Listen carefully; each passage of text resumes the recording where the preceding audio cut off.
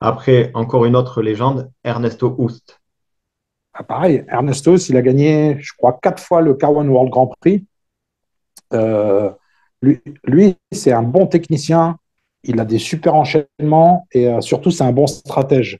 C'est pour ça qu'il a gagné le K1 World Grand Prix parce que lui, si tu veux, contrairement à Le Banner, il donne pas tout au premier round. Tu vois, il cherche pas le KO tout de suite. Il te laisse un peu de fatiguer, puis après, il va gagner son combat petit à petit, soit par KO, soit par point. Et si tu veux, c'est quelqu'un qui a une très bonne gestion de l'énergie. Tu vois, c'est pour ça que souvent, il arrivait à gagner les finales. Tu vois, c'est un grand monsieur de la boxe, Ernesto Houst. Ceux qui veulent voir les highlights d'Ernesto, vous allez halluciner sur les enchaînements, les low kicks, les déplacements. Puis il a fait plusieurs styles. Hein. Il a fait de la boxe française, du kickboxing, de la boxe thaï. C'est quelqu'un qui a commencé quand même en 1983. Il faut se rendre compte qu'il a boxé quasiment pendant 30 ans. C'est énorme, tu vois. Il a même fait du full contact. Tu vois. Donc, Ernesto, c'est un monument de la boxe hollandaise. C'est fait partie des plus grands aussi. Top. D'accord, merci. Et Après, d'ailleurs, Ernesto Houst, il va reboxer. À 58 ans, il a décidé de reboxer. c'est bien, hein. C'est C'est un bien, mais truc de c'est fou. peut-être dangereux, non? Ben, moi, j'aime pas trop les retours âgés. Moi, je préfère que les gens ils arrêtent quand ils sont au top.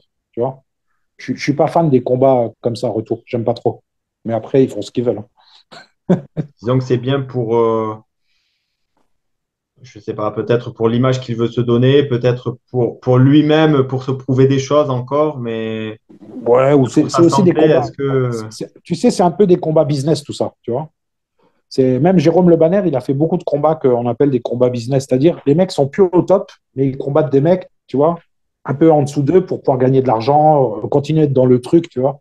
C'est des combats business. Moi, je suis pas fan de ces combats-là. C'est pour ça que quand je cite les combats, je cite toujours les tops, tu sais, quand ils étaient au top, parce que c'est là qu'il y avait les plus belles guerres. Tu vois. Après, les combats business, bon, on sait ce que c'est, quoi, tu vois. C'est, voilà, on connaît.